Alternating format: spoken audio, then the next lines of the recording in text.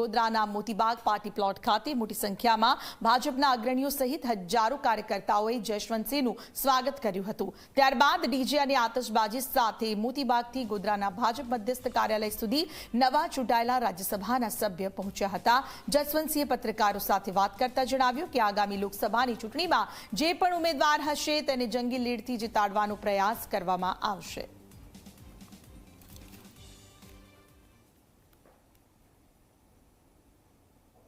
આજનો દિવસ એ ફક્ત પંચમહાલ માટે જ નહીં પરંતુ આખા મધ્ય ગુજરાત માટે ખૂબ જ યાદગાર દિવસ છે, કારણ કે પંચમહાલ જિલ્લાને આ પ્રતિનિધિત્વ પ્રાપ્ત કરવાનું જે સૌભાગ્ય છે એ સૌભાગ્ય આજે 20 થી 22 વર્ષ પછી પ્રાપ્ત થયું છે।